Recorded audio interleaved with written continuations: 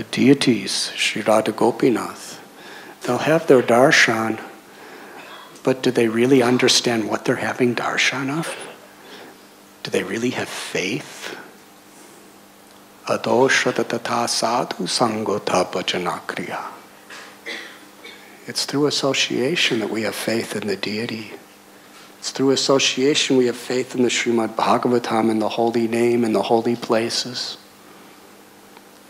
Vedavyas writes in the 12th canto that a symptom of Kali Yuga is when you go to a holy place to take a bath in the river without associating with the holy people there. That's a symptom of Kali. You go to a holy place, and what do you see? We can't see holy places with these eyes made out of flesh and water.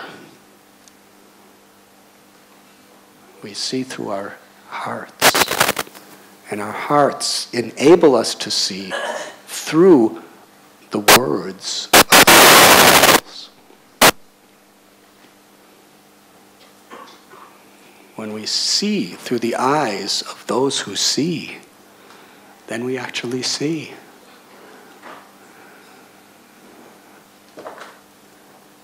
That requires faith.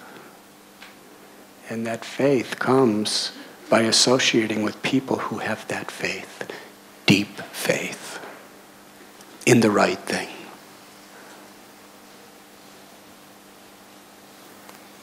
This is foundation of our spiritual lives.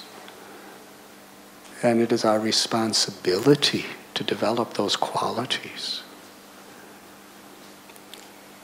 Even philosophy, we can't understand unless we have the right character. Krishna told Arjuna, you can understand this message because you are not envious. Very powerful.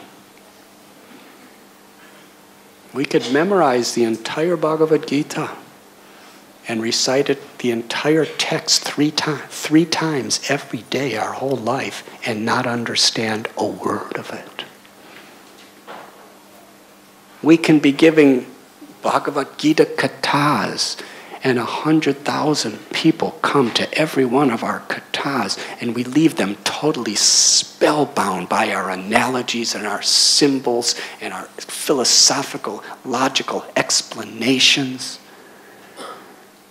And we may not understand a word of it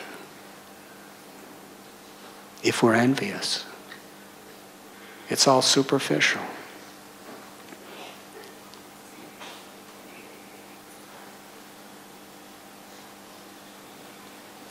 Krishna tells Arjuna, you can understand this Gita because you are my friend and you are my devotee. He doesn't say because you're a scholar, he says because you're my friend and devotee. And Jiva Goswami and all these people who were the greatest of all scholars, they could explain the Gitas and the Bhagavat and all the holy Vedaishcha Sarveraham Eva Vedyo Vedanta Veda Vedeva Chaham. Krishna says, by all the Vedas I'm to be known. I'm the compiler of the Vedanta. So yes, these greatest of scholars, they can transform our hearts because they had no envy and because they were the Lord's friend and devotee. And this is what we must strive for. When we as a congregation, when we as a family are not envious toward each other, because if you're envious toward each other, that's an indirect way of being envious toward Krishna. A devotee is just not envious. And therefore is Krishna's friend. Suhrata Sarvabhutanam. Krishna is the benefactor and friend of everyone.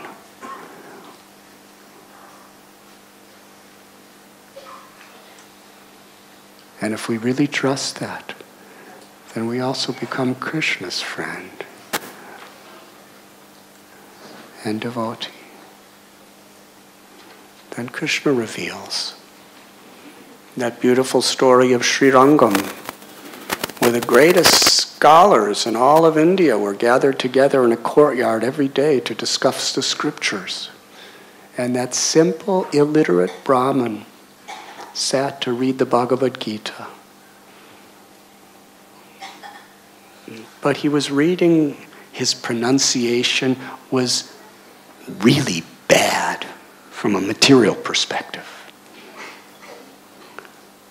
And he couldn't understand anything he was reading.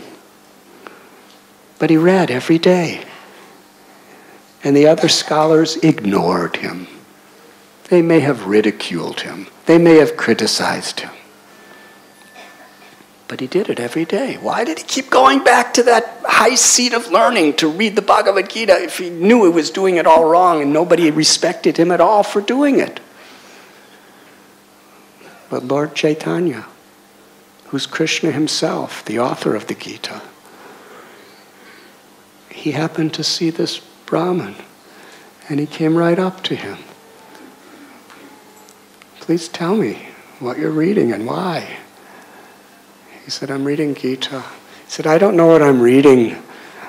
I may say it right or wrong. I don't know the difference. I don't really understand any of the words.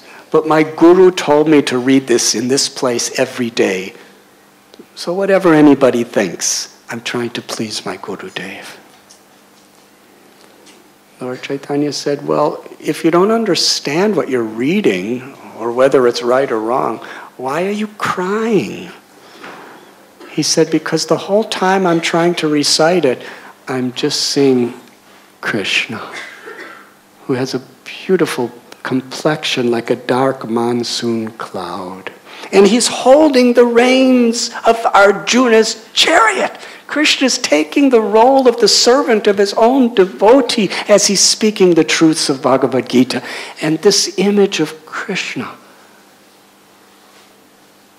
so merciful, so kind to his devotee, it's imprinted within the core of my heart. And that is why I cry. Lord Chaitanya picked up that Brahmin and embraced him and said, you are the true knower of the Bhagavad Gita. And with that embrace, he gave him prema bhakti, the highest perfection of ecstatic love for the Lord. He didn't give it to the others, he gave it to him because of his attitude. Sanatana Goswami explains how pure devotional service, or Lord Chaitanya explained to Sanatana Goswami, pure devotional service, prema bhakti, shuddha bhakti, is very rare. Why is it so rare? Because when Krishna gives shuddha bhakti, he gives himself. Krishna is purchased by those who have unalloyed devotion. Krishna is subordinate to the love of his devotee. So Krishna is not going to give it easily. But if one is sincere, serious, and has no ulterior motives, Krishna easily gives pure devotional service.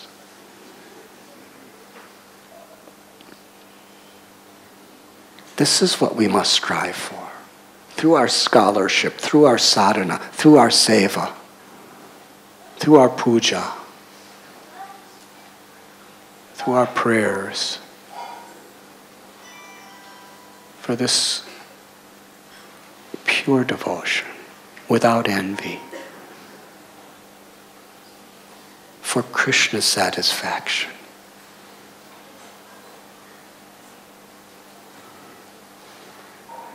And when we can live together, helping each other for this purpose, not being competitive or envious due to the ego, and letting the ego justify it as I'm smashing this person to defend the highest principles of Dharma. The ego can justify anything. We have to be very careful what actually pleases Krishna.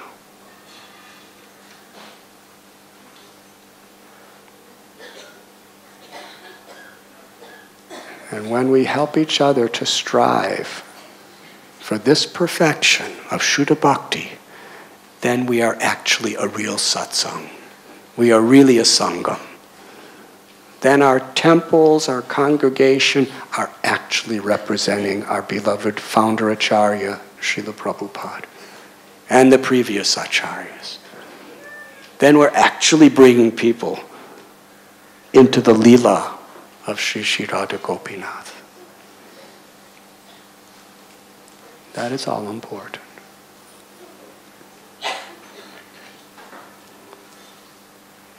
This is the message of Srila Prabhupada's books. To give the book is a fantastic service. But to live the book along with it is what Prabhupada really expects of us. It's what Krishna is waiting for. And for that we need each other. It's another form of false ego to think that I can do it without the association of devotees. Rupa Goswami tells that in order to follow the principles of bhakti, satsang is so important. And in this particular verse we see how this very sweet.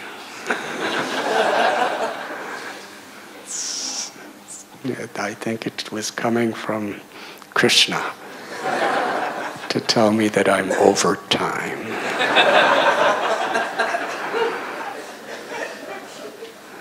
And your laugh is the confirmation.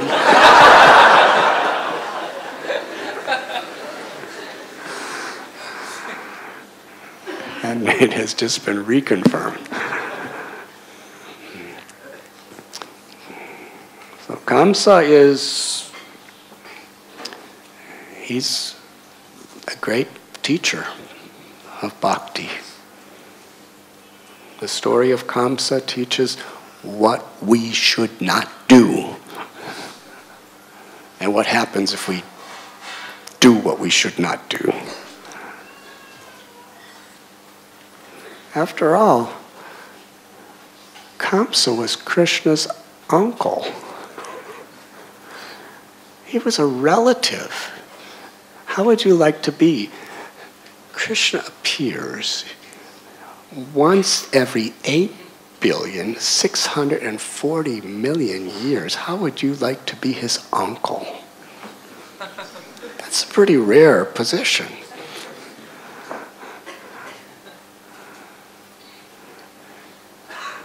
But still, due to bad association, what kind of uncle? His whole life was obsessed in destroying his nephew. And he seemed so successful.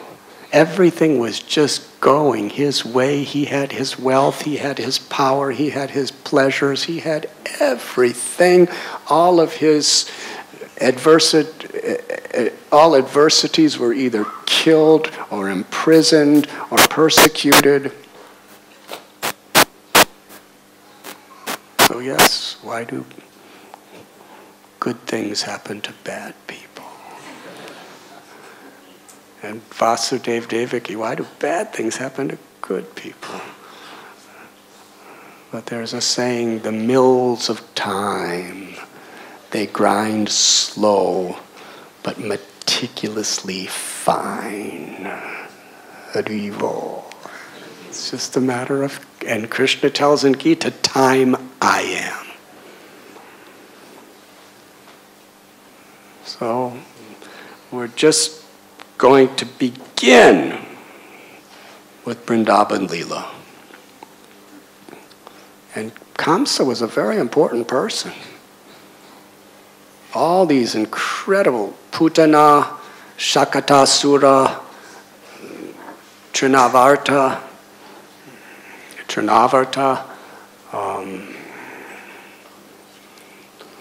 Bakasura, Aghasura, Vatsasura,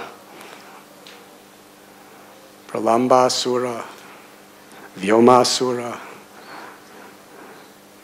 Aristasura, Keshi. These are just some of the asuras that came to Vrindavan. They were all sent by Kamsa. And we're just relishing in great ecstasy the story of Krishna killing these demons. And even the cowherd boys, Vishwanath Chakravarti Thakur, he explains that when Krishna and the Gopas would play, they would be so absorbed in playing with Krishna. Can you imagine playing with Krishna in the pastures and forests of Vrindavan? And this is the internal Vrindavan, without the high-rise, five-star hotels and the pollution in the Yamuna, and people throwing garbage all over this place and responding to nature on the footpath. This is Goloka, descended to earth, Gokula Vrindavan, beyond the veneer of the illusions of this world, playing with Krishna. Every type of game was, the play was simply an exchange of ecstatic love. There was no way they could stop their games. It was irresistible. Krishna was being conquered by his devotees were being conquered by Krishna, and all the devotees were being conquered by each other. The material world we want to conquer, but the goal of bhakti is to be conquered by Krishna's beauty, his sweetness, his love, and the beauty and sweetness of love of all of his devotees. But at the same time, Yashoda and the different mothers, Rohini, they would send lunch for Krishna, but they would not, they were too engrossed in playing. So by Yogamaya's arrangement, she somehow or other induced the demons sent by Kamsa to come just before lunchtime every day.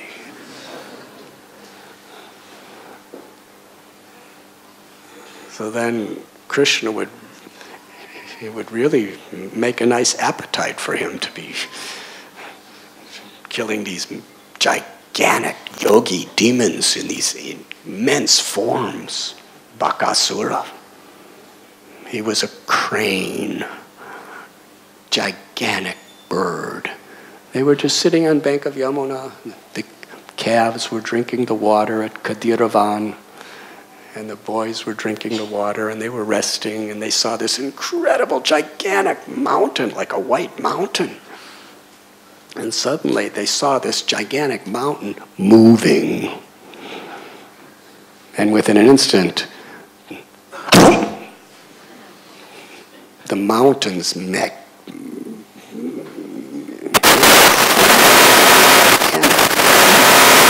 swallowed Krishna. He went into Bhagavatam's throat.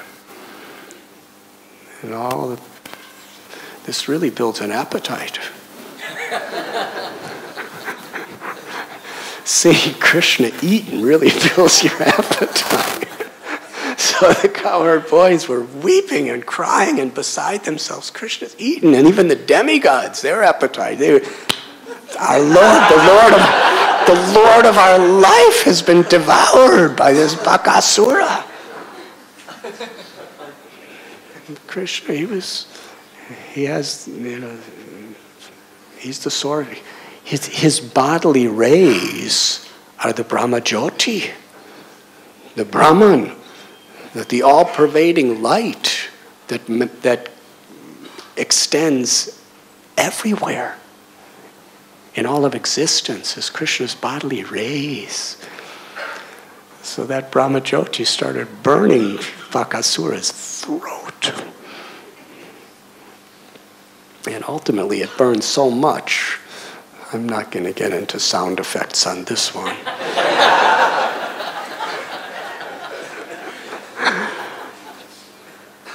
But can you imagine the sound of this demon, the size of a mountain, vomiting? It must have been tumultuous. And he vomited out Krishna. And then he decided, with his massive pointed beak, to stab Krishna to death. He stabbed and stabbed and stabbed. And Krishna, he was just playing with this person. He was dodging, or he was like dancing around. And Bakasura, and then everybody's watching.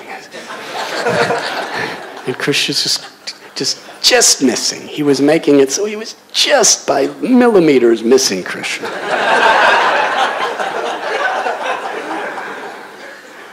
And it was just too much. All the devotees were about to die to see Krishna in this. He was just a little boy, little tiny boy. So Krishna took his beak and put his little soft lotus foot on one beak, and then took his beautiful little soft lotus hands with the other beak and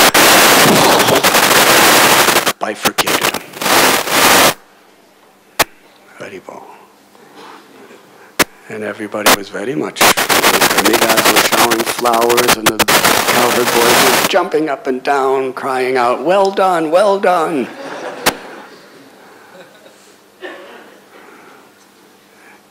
And then they realized it's time for lunch.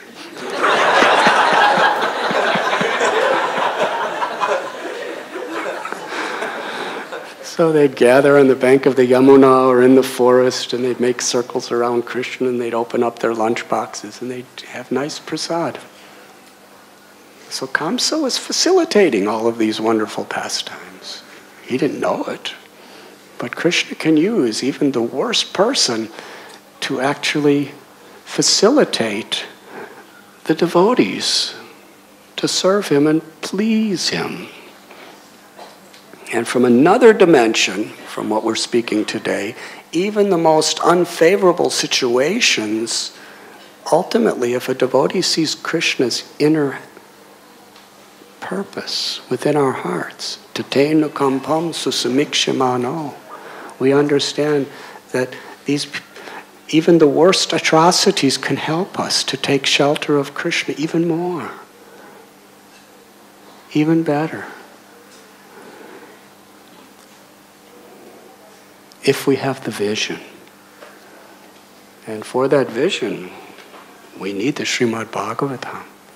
We need the satsang of devotees who are striving for that common purpose of trying to seek Krishna everywhere.